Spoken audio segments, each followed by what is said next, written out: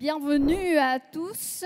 Donc, nous sommes ravis de vous accueillir. Merci d'être restés. Merci aux autres qui nous ont rejoints. Voilà, donc c'est presque la fin, effectivement. Donc, c'est la dernière conférence. Donc, je dirais conférence de clôture et on va terminer en beauté.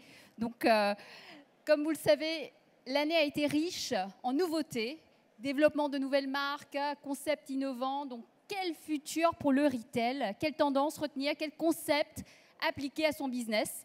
Nous avons avec nous donc la fondatrice d'Urban Sublime. Elle nous fait un petit point sur les tendances majeures du secteur et ses coups de cœur issus des 4 coins du monde. Donc, elle fera en première partie un petit talk d'une petite demi-heure et elle sera accompagnée ensuite pour une petite discussion en toute intimité avec International Retail Director du groupe Clarins. Mesdames et messieurs, veuillez accueillir Laetitia Faure et Morgane Lefrançois.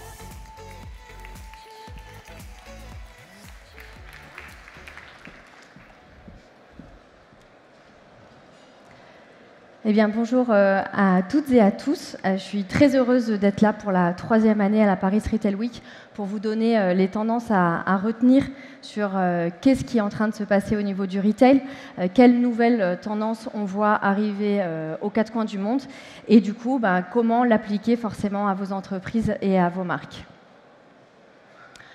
Juste pour les petits chiffres, c'est la première année en 10 ans qu'on a des chiffres positifs au niveau du retail, au niveau de la croissance aux États-Unis. Ça fait 10 ans que le retail était en berne, et là on peut vraiment dire qu'on a vécu une année assez fantastique, une année d'ébullition. Il se passe énormément de choses. On avait l'habitude de dire qu'on a normalement 2 enseignes qui ouvrent pour une qui ferme. On avait plutôt l'habitude de dire qu'il y avait beaucoup d'enseignes qui fermaient. Et ce qui est intéressant de voir, c'est que ces investissements au niveau du retail sont aussi opérés par des grands acteurs digitaux, des grands acteurs notamment en Chine comme Alibaba, qui, après avoir beaucoup investi dans la restauration, a investi cette année énormément dans l'ameublement. Donc on est vraiment dans des nouvelles façons d'aborder le retail, un vrai engouement pour le lieu physique et des énormes cartes à jouer du coup pour vous les entreprises. Ce qui est important toujours de rappeler, c'est la façon dont on va consommer ces 5 prochaines années va davantage changer que la façon dont on a consommé ces 50 dernières années. Et ce qui est encore plus difficile pour vous aujourd'hui, c'est qu'une expérience vécue par le consommateur, une expérience très positive vécue par le consommateur quelque part, du coup son niveau d'exigence va augmenter pour toutes les expériences qu'il va vivre, et ce en dépit des différents secteurs d'activité. C'est-à-dire qu'aujourd'hui on ne fait plus la différence entre si j'ai commandé chez un petit indépendant une paire de chaussures ou si j'ai commandé chez Amazon, je veux que ma paire de chaussures elle arrive rapidement. Donc quand on a des expériences positives quelque part, le niveau d'exigence va vraiment augmenter. Donc c'est difficile pour les acteurs du retail, mais aussi ça ouvre le champ des possibles. Et j'aurais envie de vous dire aujourd'hui, le challenge, c'est vraiment de pouvoir changer cette phase du jeu, réinventer le business model peut-être de vos entreprises, réinventer les propositions retail que vous allez faire et réinventer finalement les modes de consommation de demain. Première des tendances, ça va être vraiment sur le be cool. Je vais vous parler aujourd'hui de 5 tendances. La première, c'est vraiment la question, est-ce que vous avez le mojo? Ça peut paraître une tendance ultra superficielle, mais c'est une tendance hyper importante, hyper sociologique, voire philosophique. C'est-à-dire qu'aujourd'hui, à produit ou service égal, votre consommateur va toujours aller vers la marque qui représente le plus son lifestyle, le plus son style de vie. Et donc la question est vraiment, est-ce que vous adoptez le style de vie de vos consommateurs? Aujourd'hui, on peut vraiment dire que les magasins ne sont plus des magasins, qu'on a des vraies propositions assez impressionnantes des magasins. Burroughs, qui est une entreprise, une DNVB comme on dit, donc Digital Native Vertical Brand, une marque qui est née sur Internet, qui a ouvert son premier concept store cette année à New York. Ce que j'aime beaucoup, c'est qu'ils proposent évidemment les meubles qu'ils vendent, mais ce qu'ils proposent, c'est Shop, Relax, Watch and Play. Vous avez 4 propositions différentes à vivre dans le magasin, et Shop n'est qu'une des propositions qui est faite aux clients aujourd'hui. Donc on n'est plus du tout évidemment dans le transactionnel, mais qu'est-ce que je peux proposer d'autre? Comment je peux élargir mon univers? Et ce qui est très intéressant chez Burroughs, c'est que je vous l'ai dit, on n'est plus dans des magasins, on vous propose même un cinéma où vous allez pouvoir regarder les films iconiques que vous aimez, tout en étant évidemment assis sur les fauteuils de la marque pour pouvoir les tester. Donc le produit reste au centre quand même des concepts retail, mais on a des propositions qui sont beaucoup plus créatives. Autre chose dans le Be Cool, souvent on me dit mais oui, mais c'est réservé aux marques glamour, etc. J'ai envie de vous dire, on n'est pas obligé d'être sexy, d'être une marque sexy pour être cool. Par exemple, en haut à droite, est-ce que vous savez ce qu'est Medley?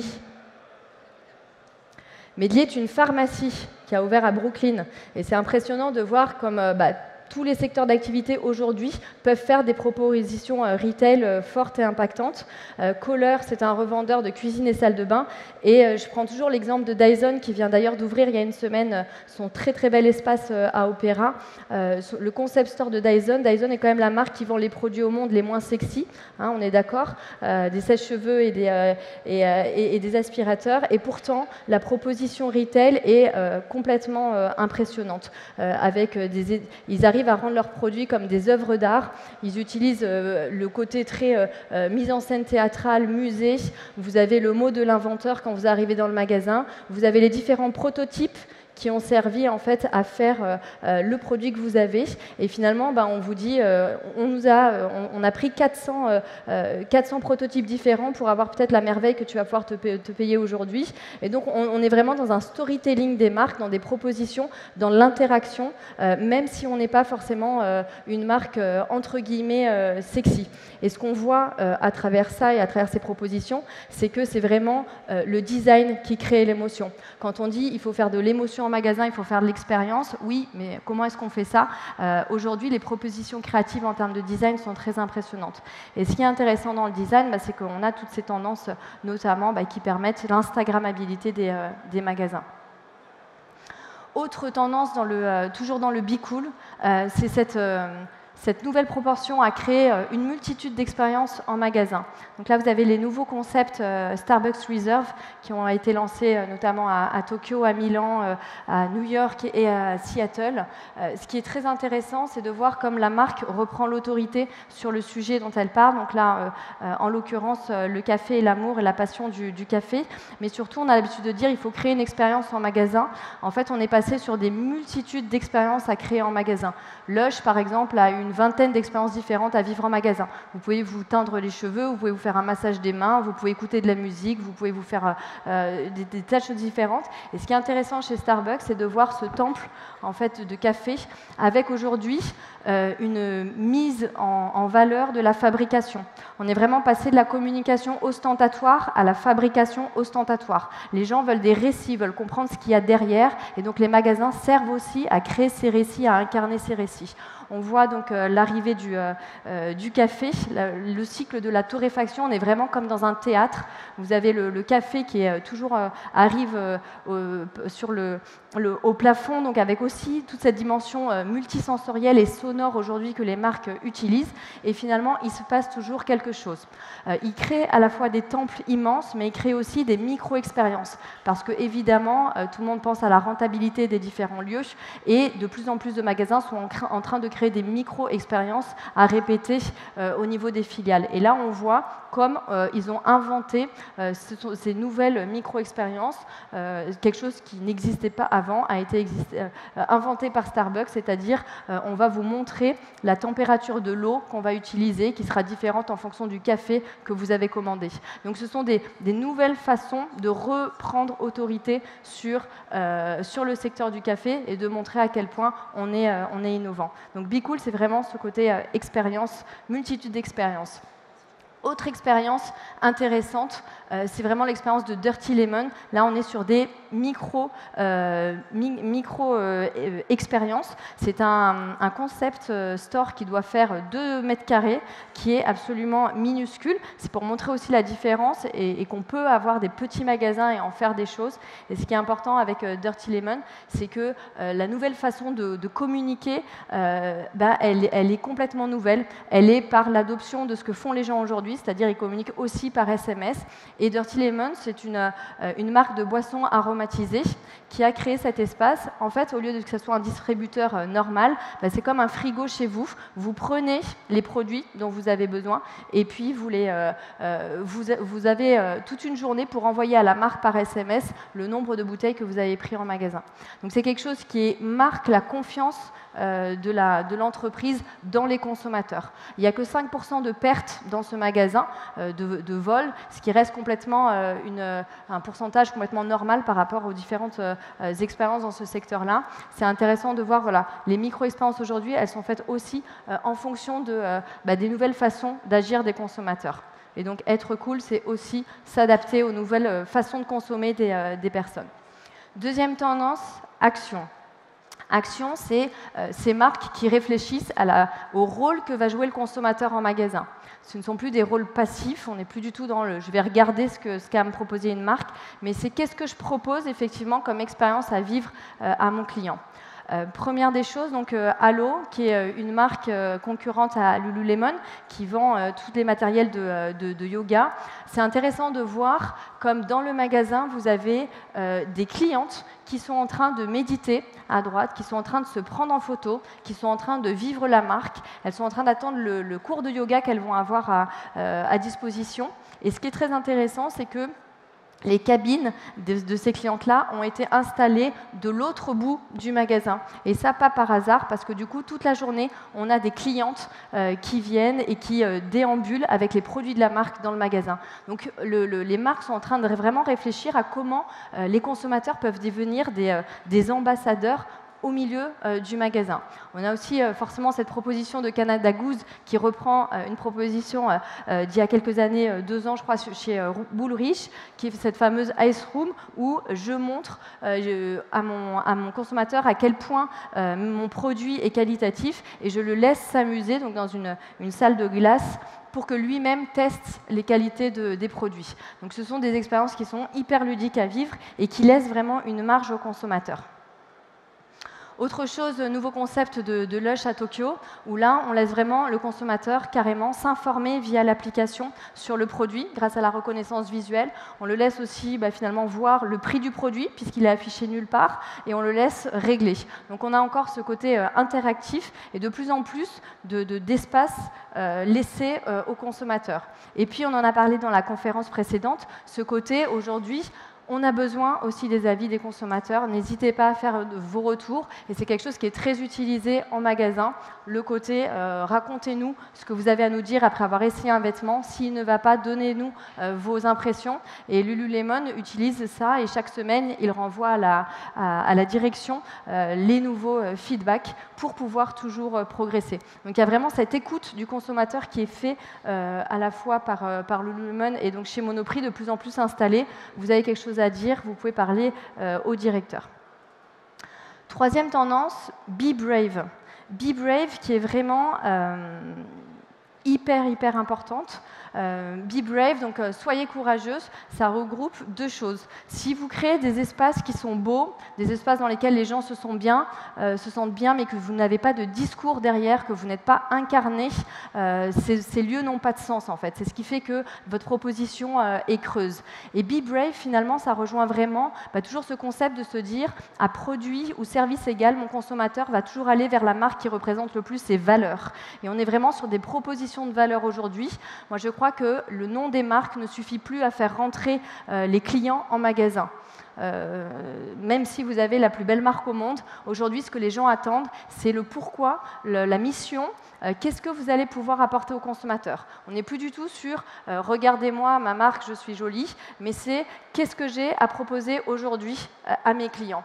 Et soyez courageux, c'est vraiment aider les consommateurs à faire la différence. On a vraiment ce chiffre-là qui est complètement incroyable. Les consommateurs ont souvent des comportements qui ne sont pas cohérents dans leurs achats, dans leur façon d'acheter, mais par contre, ils attendent des marques qu'elles soient cohérentes, qu'elles les aident à devenir de plus en plus cohérentes et qu'elles les aident à faire la différence, notamment en termes d'éco-responsabilité. Et donc, les marques sont en train de mettre plus en avant leur mission. Qu'est-ce qu'elles sont en train de proposer à leurs clients? On a vraiment des statements très importants avec qui sont en train d'être apposés à la fois sur les murs à l'extérieur. Comme je vous le disais, on n'est plus obligé de rentrer dans le magasin, mais déjà, dès l'extérieur, on a une proposition de valeur. Et ça, on le retrouve même chez des tout petits cafés indépendants. J'ai beaucoup aimé cette proposition de ce café à New York. En fait, on s'en fiche presque même du nom qu'a ce café. fait, ce qui est important, c'est de voir ce qui marque sur sa vitrine. Si vous venez chez nous, sachez que vous êtes en train d'aider notre programme pour aider les filles en Éthiopie. Donc vous faites quelque chose de bien. Donc on a vraiment ce côté montrez votre engagement, montrez vos différences, quitte à ne pas plaire à tout le monde. Il va falloir que les marques prennent position sur des sujets. Et ce qu'on voit, c'est que les marques sont en train d'investir des nouveaux territoires sur lesquels elles ne seraient jamais allées avant. On voit cette opération de l'Occitane aux États-Unis, I don't need a filter, donc avec énormément de déclinaisons. Je n'ai pas besoin de filtre pour exprimer ma beauté, je n'ai pas besoin de filtre pour me sentir bien, mais également, je n'ai pas besoin de filtre pour exprimer mes croyances religieuses. Donc on est sur des territoires sur lesquels, normalement, les marques ne s'investissent pas du tout. Et aujourd'hui, on a des prises de position qui sont très fortes. On a des nouveaux concepts qui sont entièrement basés sur le féminisme, notamment à Brooklyn, fait par les femmes, pour les femmes, avec Bulletin. On a le premier magasin non genré au monde. Donc la première proposition au monde, on vous dit, on ne va plus classer les vêtements par vous êtes un homme ou une femme, ou quelqu'un du troisième genre, ou un trans, ou autre, mais en fait, tu peux venir chez nous, te sentir bien, et on va à la fois t'accompagner dans ton mode vestimentaire pour que tu te sentes bien, mais on va aussi te prodiguer des conférences pour, encore une fois, amener du contenu et marquer notre différence et marquer notre engagement. Et la conciergerie générale de Cézanne est un très bon exemple, puisqu'on est toujours dans ce côté efficacité qu'on doit amener aux consommateurs, avec une partie pick-up que propose Cézanne, mais également, finalement, l'endroit du pick-up où je vais récupérer ma commande, ça va être aussi l'endroit où je vais sensibiliser mon consommateur par rapport à mes engagements, aux engagements de la marque qui lui sont chers. Donc là, c'est vraiment sur l'éco-responsabilité, avec une partie bibliothèque, avec des conférenciers qui sont invités pour prendre la parole sur ces sujets, avec des guides d'entretien pour entretenir ces vêtements et les faire durer plus longtemps. On a une machine à coudre qui est mise à disposition en magasin. On a des chutes qui sont, au lieu d'être jetées, proposées à la vente pour quelques euros. Donc on a finalement une incarnation des valeurs de la marque au travers de ce nouveau concept. Et puis pour aller toujours dans l'éco-responsabilité, le Be Brave et être courageuse, c'est aussi de faire des nouvelles propositions comme Vagabond, qui est une marque de chaussures suédoise, qui elle propose aux consommateurs de rendre les chaussures une fois qu'elles ont été trop portées pour que les chaussures puissent être recyclées. On n'est plus encore une fois simplement dans l'engagement de la marque qui va s'arrêter à la transaction et au service après-vente, mais on va être dans la marque qui va réinventer et aider le consommateur à créer un avenir meilleur. Et je pense que c'est vraiment l'attente aujourd'hui des consommateurs, et on voit comme cette marque-là fait en sorte que de suivre ce processus et de dire tu peux rendre tes chaussures, mais tu peux aussi rendre des chaussures qui ne font pas partie de notre marque. Donc on élargit vraiment cette ouverture d'esprit que les marques sont en train de poser. Et Reformation, que j'aime beaucoup, qui est une marque vraiment à destination des jeunes, qui a une communication très décontractée par rapport à l'éco-responsabilité, qui dit si tu veux être éco-responsable, il faudrait que tu sois nu, et puis si tu ne veux pas être nu, on est l'option numéro 2. Et donc ce qu'elle montre en magasin, qui est vraiment assez sympa, c'est, hop, je reviens, pardon, c'est en dessous de la taille, vous avez l'empreinte carbone qui a été utilisée pour faire le vêtement, et vous avez également le nombre de litres d'eau qui a servi à faire le vêtement. Et ça, je commence à le voir aux quatre coins du monde, dans des concept stores au Portugal, dans certaines marques, et je pense que ça sera la norme d'ici 2-3 ans de voir l'empreinte carbone de chaque vêtement, de chaque produit qu'on a acheté. C'est quelque chose qui est extrêmement demandé par le consommateur, et ça va devenir des critères de sélection qui vont pas devancer le prix, mais qui vont être des critères très importants pour les consommateurs. Quatrième tendance, c'est sur la connexion. Comment est-ce que je me connecte en magasin? Et on a effectivement une belle proposition à Paris avec Galeries Lafayette. Effectivement, moi j'ai pu parler donc avec un jeune conseiller qui est plus un vendeur finalement, parce que c'est un conseiller donc, qui m'a enregistré une première fois quand j'étais en magasin, et j'ai pu recevoir du coup un texto en me disant c'était un plaisir de faire votre connaissance hier, voici mon numéro, et si vous avez des questions à propos de n'importe quoi, du magasin mais aussi des produits ou autres, moi je suis là pour faire le lien. Et on a du coup une digitalisation du magasin, un prolongement de l'expérience qu'on a vécue en magasin à travers, encore une fois, des nouveaux modes de communication qui passent aussi et beaucoup par le SMS. Se connecter, ça va être travailler sur l'empowerment de vos employés. Ça nous est tous arrivé d'aller dans un magasin et malheureusement de faire l'expérience d'en savoir beaucoup plus que la personne qui est censée nous renseigner. Et au lieu d'inventer des robots qui vont faire ça à la place des employés, maintenant qu'on sait qu'on s'informe très en amont avant d'aller dans les magasins, ce qu'on fait, c'est qu'on crée des nouvelles technologies digitales qui permettent de continuer le savoir-faire du conseiller. Et ce conseiller-là, si on a une question, il ne peut pas répondre à tout, il ne sait pas tout, mais par contre, il peut être connecté très rapidement avec un autre conseiller qui va lui donner toutes les informations sur le stock, les informations en temps réel, sur où trouver le produit, sur la provenance du produit, etc. Donc on a vraiment ces nouvelles technologies-là qui permettent finalement de faire retrouver aux employés leur lettre de noblesse qui est vraiment dans le conseil. Et puis sur les nouvelles technologies connectées, je retiendrai SK2. Assez intéressant de voir qu'en magasin, on peut avoir un bracelet, donner des informations à l'entrée sur notre âge, le type de peau qu'on a, etc.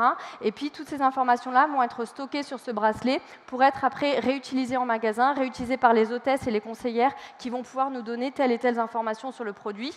J'aime bien aussi le fait que, grâce à la reconnaissance visuelle, on a forcément, j'imagine, vous faites comme moi de temps en temps, des screenshots de produits qui nous plaisent. Là, on arrive en magasin avec un screenshot du produit, on le met et on le scanne sur un robot qui nous dit tout de suite immédiatement où se trouve le produit dans le magasin, avec un affichage lumineux de l'étagère où se trouve le produit et avec un affichage lumineux du produit en lui-même. Donc ça, ce sont des technologies qui sont intéressantes, qui permettent de faire des connexions entre notre utilisation du digital en amont avant de venir dans le magasin et l'aide qu'on peut apporter aux consommateurs une fois qu'on est dans le magasin. Et puis, cinquième tendance, déjà, sur le Get Closer, comment est-ce qu'on fait pour créer de la proximité avec son client aujourd'hui ? Alors, ce que j'aime bien, c'est cette proposition de Nike. Aujourd'hui, toutes les grandes marques internationales se posent la question de comment je fais du local aujourd'hui, comment je crée la connexion aussi avec ma ville, avec mes clients récurrents. Et Nike a ouvert donc, ce concept store qui est sur Times Square avec une entrée faramineuse, évidemment, pour les touristes. Mais ils ont également une petite porte dérobée qu'utilisent énormément les New-Yorkais pour accéder directement aux réserves pick-up. Donc, c'est comment est-ce que je me reconnecte avec mes clients. C'est aussi en leur facilitant la vie en magasin, en pensant au tout type de clients. On pense aux touristes, mais on pense aussi au client local qui va pouvoir venir essayer sa paire de chaussures. Une innovation d'Alibaba, ces fameux espaces Smart Nurturing Rooms, donc des espaces que moi j'aime bien, qui sont des espaces d'allaitement, qui ont été ouverts pour les femmes dans les grands centres commerciaux, puisque voilà, c'est encore une bonne façon de dire j'aide mes consommateurs à se sentir bien quand ils vont acheter et je règle les petits problèmes qu'ils peuvent avoir, donc d'avoir des espaces entièrement dédiés aux enfants. Alors il y a de la reconnaissance évidemment vocale, puisque cette dame-là dit est-ce que vous pourriez allumer l'humidificateur pour mon enfant. Elle peut choisir des produits de manière digitale. Elle peut demander avec la reconnaissance vocale à mettre une petite chanson pour son enfant pour qu'il se sente bien pendant qu'on le change. Donc tout est ultra connecté, évidemment, on est chez Alibaba. C'est intéressant de voir que finalement on a une réponse pour chaque consommateur. À New York, chez Nordstrom, on vous donne des biscuits pour chiens quand vous rentrez, quand vous avez un animal. C'est comment aujourd'hui, je ne fais pas une expérience pour mon client, mais comment je fais des multitudes d'expériences en fonction du type de consommateur qui va rentrer. Se connecter et devenir de plus en plus proche de son consommateur, ça passe aussi par des propositions de tu vas te sentir comme chez toi, tu vas te sentir vraiment à la maison quand tu viens chez nous. Et j'aime beaucoup cette proposition de Matches Fashion qui propose en fait une expérience à vivre dans chaque pièce et à chaque étage. Vous avez une boutique, mais vous avez aussi un deuxième étage qui est entièrement alloué à une marque qui va venir s'installer pendant un mois, donc pour créer de l'événement d'événementialisation, vous avez toute une salle de shopping privée et vous avez un espace pour regarder à la fois des œuvres d'art. Et sur place, ce que j'aime beaucoup, c'est que vous avez un podcast qui est enregistré. Donc ils font appel à des designers, à des créateurs pour pouvoir enregistrer un podcast au dernier étage. Et c'est assez incroyable parce que du coup, ce lieu a une âme. Du coup, toutes les personnes qui viennent laissent un objet à destination de Macy's Fashion. Et donc, on a vraiment ce cabinet de curiosité et ces objets exceptionnels qui ont été laissés pour ce lieu-là. Donc, on a vraiment une belle proposition de connexion et finalement, le magasin peut devenir aussi la maison pour certains. Vous allez me dire comment on fait, parce que là, c'est une maison immense, mais à Paris, il y a de très, très belles propositions. Mode Trotter, qui est aussi une marque qui a démarré sur le digital, a lancé son premier concept store qui n'est pas très grand, qui doit faire 50 mètres carrés. Et ben, quand on arrive dans le magasin, ce que j'adore, c'est qu'en fait, ils ont recréé une cuisine. Et c'est vraiment intéressant, parce que c'est une cuisine sur laquelle on peut emballer des paquets, mais en même temps, on peut prendre un café avec la vendeuse. Et ça crée vraiment une sensation de « je suis chez moi » ou « je suis dans l'appartement de mes amis ». Et en fait, le shopping vient après parce que j'ai d'abord un lien avec la marque. Et puis, créer des connexions, c'est aussi forcément de plus en plus la livraison à domicile. Et comment j'utilise ça? Évidemment, c'est quelque chose qui est très utilisé par certaines marques, mais j'ai envie de dire il y a plein de secteurs pour lesquels ce n'est pas une évidence encore aujourd'hui, notamment en France.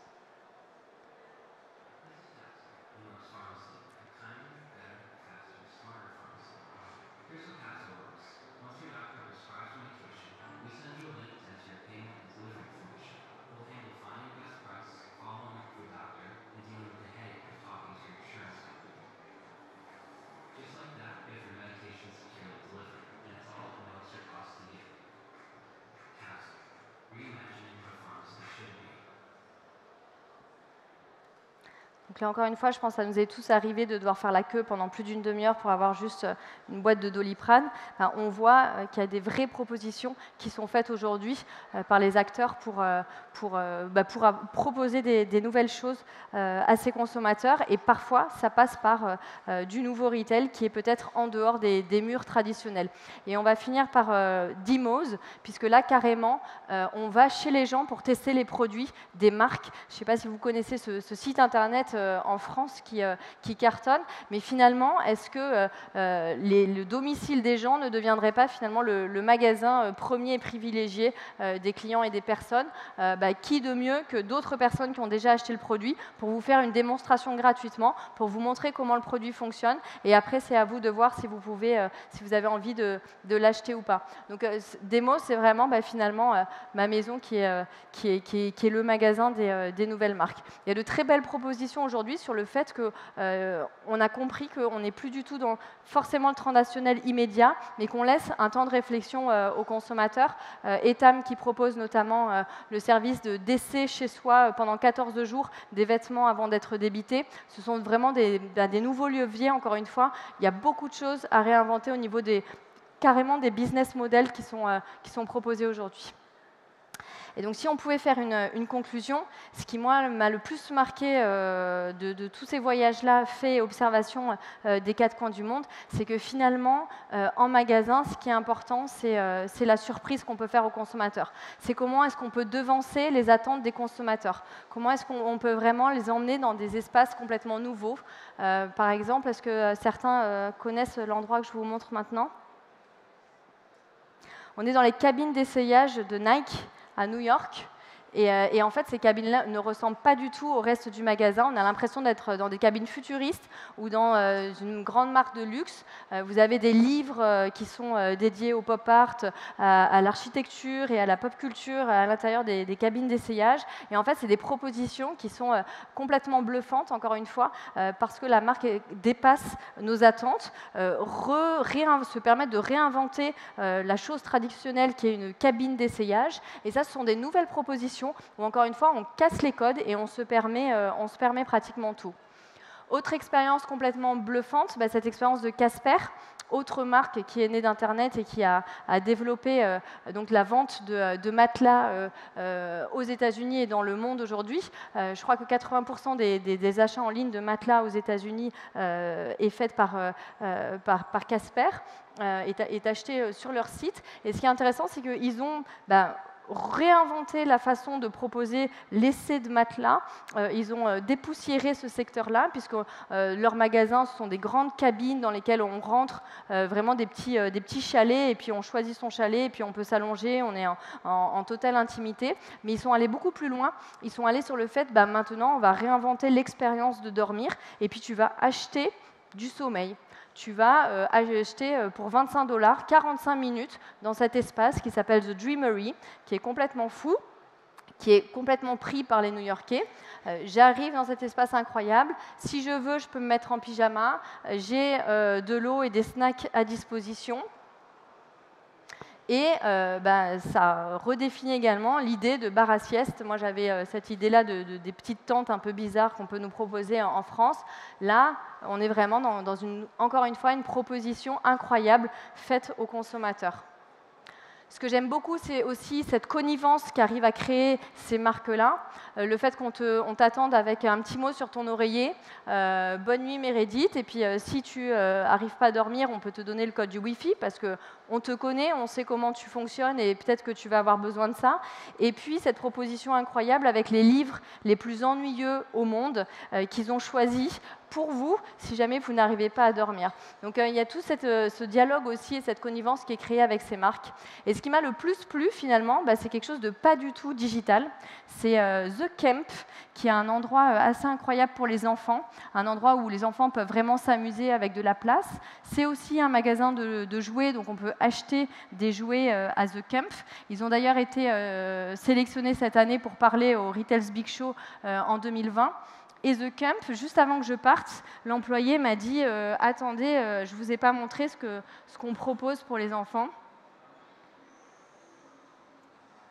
La cachette secrète. Le tunnel, en fait, secret, immersif, avec de la fumée, avec des arbres, qui va permettre aux enfants de rejoindre un côté du magasin pour aller vers l'autre côté. Et c'est vraiment très sympa parce que ça réenchante finalement l'expérience qu'on peut avoir. C'est juste du bon sens, c'est juste des nouvelles propositions qu'on peut faire à nos consommateurs. J'avais beaucoup aimé l'année dernière le If you like this book, you love this one de Amazon. C'est comment je récupère aussi des codes qu'on a l'habitude de voir sur Internet, la connivence, et comment je les réutilise en magasin et je me les approprie. Et puis, du coup, ce qu'on peut vraiment se dire en termes de conclusion, c'est que le futur du retail, c'est pas qu'est-ce qui va se passer. Même si aujourd'hui, on a vu énormément d'expériences qui sont très intéressantes et très inspirantes. Surtout, regardez pas forcément ce qui se fait dans votre secteur d'activité, mais dans le secteur d'activité de plein d'autres gens pour pouvoir être innovant et disruptif. Mais le futur du retail, c'est plutôt qui va rester. Parce que le seul problème qu'on a aujourd'hui, qui a été relevé notamment au Retail's Big Show en début d'année, c'est qu'il y a énormément de marques, énormément de propositions, que les consommateurs sont saturés d'informations. Et ce qui est important, c'est de se dire qui va être le plus innovant, qui va devancer les attentes des consommateurs et qui va faire les propositions les plus impactantes.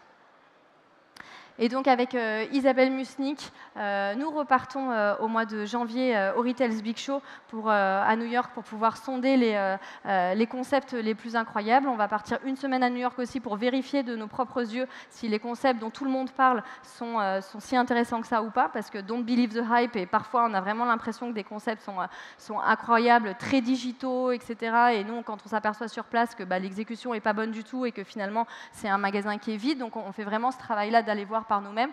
Et on vous propose une thématique qu'on a appelée What's Up Retail, qui comprendra à la fois toute cette restitution-là de ce qui se passe à New York, qui donne vraiment le concentré de ce qui va arriver, parce qu'on a 98% de la population mondiale qui est représentée à New York. On a un concentré de population qui est là-bas. Donc quand on lance un concept à New York, il y a de grandes chances qu'il fonctionne aussi à l'étranger. Et il y aura énormément aussi d'exemples des quatre coins du monde pour vous donner une vision globale et complète du retail. Donc je vous ai mis les informations en haut. Voilà, merci beaucoup pour cette première partie.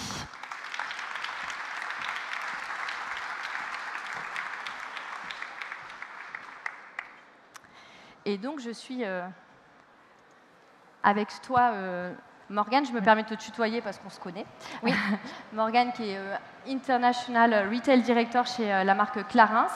J'avais quelques questions du coup à te poser puisqu'on a vu énormément de thématiques différentes. Donc beaucoup de sujets à aborder. On a vu la dimension notamment expérientielle en magasin. Et est-ce que c'est quelque chose que vous travaillez particulièrement? Et si oui, de quelle façon et comment vous prenez le sujet en main? Merci. Oui, bien sûr, on travaille énormément sur l'expérience. Déjà, ce qu'il faut savoir, c'est que chez Clarins, le retail, c'est encore une activité en devenir, puisque la plupart de notre activité se fait via des partenaires retailers, et peut-être que certains d'entre eux sont ici aujourd'hui. Donc le retail chez nous, c'est aujourd'hui dans le monde une centaine de magasins, et notre ambition, c'est de doubler cette emprise, c'est de doubler le nombre de magasins dans les quelques années à venir. Donc c'est encore petit, mais oui, effectivement, pour pouvoir développer cette activité, on travaille particulièrement sur l'expérience, parce qu'en fait, nos produits sont disponibles partout, à tout instant, chez nos partenaires retailers, sur leur site e-commerce, sur le nôtre également. Donc on se dit que si nos clientes font l'effort de pousser la porte, de se déplacer, de venir nous rendre visite en boutique, c'est qu'elles viennent chercher quelque chose en plus. Et c'est ce que tu nous expliquais très, très en détail dans ta présentation, super inspirante. Donc voilà, nous on réfléchit beaucoup à quelle expérience on peut proposer, comment est-ce qu'on peut se renouveler, qu'est-ce qu'on peut apporter en plus à notre cliente en plus du produit. Le produit, il est disponible partout déjà. Et est-ce que vous travaillez sur les 5 sens? Est-ce qu'on va plus que le visuel ou la tendance instagrammable ou ce genre de choses? Est-ce qu'il y a des choses que tu peux nous révéler ou pas? Oui, bien sûr. En effet, le contact en boutique, c'est une opportunité finalement de faire découvrir la marque via tous les sens. Et quand on est dans la beauté, le visuel est très important, bien évidemment, mais tous les autres sens le sont aussi. C'est le cas de l'odorat notamment, bien évidemment, et c'est le cas chez nous, on met beaucoup d'emphase sur le parfum. C'est le cas du toucher également, puisque chez Clarins, notre expertise est vraiment issue d'un contact de soins professionnels qu'on fait en cabine ou dans des formats plus courts ou plus ouverts. Donc oui, on adresse vraiment l'ensemble des sens. On adresse aussi l'aspect auditif avec des propositions personnalisées de playlists. Et je vois Lucille qui fait nos playlists justement. Donc merci pour toutes ces belles propositions en cabine. Donc oui, pardon, je m'emporte un peu, mais oui, on s'adresse aux 5 sens. Et par rapport à la tendance Be Brave, qui pour moi est une des tendances phares, enfin c'est même pas une tendance en fait, il va falloir qu'on redouble d'efforts pour faire le travail de ce que les gouvernements ne font pas, de manière très claire. Donc les entreprises ont vraiment une carte à jouer, à la fois pour faire des nouvelles propositions aux consommateurs, et puis pour sauver nos enfants en fait. Donc on est en train de travailler vraiment des engagements très importants. On est en train de décloisonner certains combats et certains thèmes comme l'égalité homme-femme, comme justement la dimension écologique qui va être de plus en plus importante. Est-ce que vous avez des combats chez Clarins? Est-ce que vous êtes donné des engagements très forts sur lesquels vous êtes, je ne sais pas comment est-ce que vous les travaillez en interne aussi pour mieux les exposer après à l'externe? Je ne dirais pas qu'il s'agit de combat, mais en tout cas, on a des engagements très forts. Ça, oui. On a des engagements sur le développement durable, déjà ça fait vraiment partie de notre ADN de marque. Aujourd'hui, nous, l'enjeu, c'est pas tant de trouver des manières de s'engager pour l'environnement, mais plutôt de comment est-ce qu'on le communique. Parce que ça, en fait, on le fait depuis toujours. On a des filières durables pour sourcer nos ingrédients actifs. On a des partenariats incroyables avec l'ensemble de nos fournisseurs de matières premières. Donc pour nous, ça fait vraiment partie de qui on est. Et l'enjeu, c'est comment mieux le communiquer et comment aussi finalement apporter quelque chose en plus à nos clientes, encore une fois, quand elles viennent en boutique. Donc comment les sensibiliser, comment leur apprendre les bons gestes, et puis comment les aider aussi à contribuer à réduire l'impact sur l'environnement en nous ramenant des emballages pour les réutiliser, pour les revaloriser. Okay. C'est vrai que ce que les marques sont en train de faire, c'est beaucoup s'engager elles-mêmes, mais essayer aussi d'engager les consommateurs vers cette partie-là. Et par rapport aux technologies connectées, puisqu'on nous pose souvent la question le futur du retail, est-ce que c'est pas non plus la robotisation? Moi, j'ai pour habitude de dire que oui, c'est important la technologie, mais que l'humain, c'est vraiment le nouveau luxe, et que rien ne vaut mieux qu'un bon conseiller en magasin, qu'un sourire quand on arrive humain, et que si on se déplace en magasin, c'est aussi pour voir des gens et rencontrer. Je pense que les marques vont devenir des hubs et des plateformes où la communauté va pouvoir se rencontrer. C'est aussi une des grandes tendances. Mais est-ce qu'il y a des technologies qui font une réelle différence sur place? Comment on fait le tri en fait? Déjà, on partage cette conviction avec toi. On est vraiment convaincus que la valeur ajoutée du contact humain est irremplaçable. Donc, on travaille vraiment là-dessus en magasin. Néanmoins, on n'est pas isolé dans un coin. Et notamment dans les pays d'Asie, on a des clientes qui sont très en attente de nouvelles technologies. Donc, nous, ce qui nous intéresse finalement, c'est des technologies qui vont nous permettre d'enrichir l'expérience sur la base de nos piliers de marque. Il ne s'agit pas de raconter autre chose ou de dire qu'on est quelqu'un d'autre que qui nous sommes finalement. Donc on cherche des technologies qui vont fluidifier les parcours. On en a entendu parler aussi dans le talk précédent. Donc on cherche à fluidifier bien évidemment, enrichir peut-être par des technologies type RFID pour avoir un contenu qui est adapté finalement quand je prends un produit. Ça peut être aussi via des QR codes. Enfin, c'est des choses qui sont assez simples au final. On regarde pas forcément les choses les plus waouh ou les plus what's new. On cherche vraiment ce qui est en cohérence avec qui on est et ce qu'attend notre cliente. Et les QR codes, on trouve ça assez malin aussi pour que la cliente puisse embarquer quand elle n'a pas envie forcément d'être assistée en magasin. C'est le cas notamment des clientes les plus jeunes. On trouve ça assez sympa finalement qu'elle puisse activer un QR code et avoir l'info qu'elle a envie quand elle a envie sans forcément être prise en main par une conseillère. Puisque parfois, même si effectivement l'humain chez nous est très important et si on met énormément d'efforts et de formation sur l'ensemble des collaborateurs des boutiques, on aime bien aussi complémenter en fait avec le digital, mais c'est pas à la place de, c'est avec. J'ai l'impression que le QR code, entre parenthèses, fait un revival parce qu'il y a quelques années, c'était plus du tout utilisé et qu'il a enfin trouvé sa place peut-être dans le circuit retail. Et j'avais une dernière question sur les nouveaux types de business models, puisqu'on a vu que le modèle traditionnel de je vends commence à trouver un peu pas une fin, mais peut s'essouffler, qu'il y a énormément de nouveaux leviers à utiliser. Le consommateur, avant d'acheter aujourd'hui, il va se poser la question s'il ne peut pas le louer, le produit ou le service, s'il ne peut pas le troquer, s'il ne peut pas l'emprunter à quelqu'un, et finalement, l'acheter, ça peut être la dernière option. Et est-ce que vous travaillez ces nouveaux types de business models? Je pense aussi à MM Lafleur, qui permet en fait d'envoyer une box, mais ce n'est pas un abonnement. C'est si je ne peux pas me déplacer en magasin pour trouver mon produit. Donc là, en l'occurrence, ce sont des vêtements pour femmes à destination professionnelle. Donc si je n'ai pas le temps d'acheter ces vêtements-là, la marque va me les envoyer directement à la maison.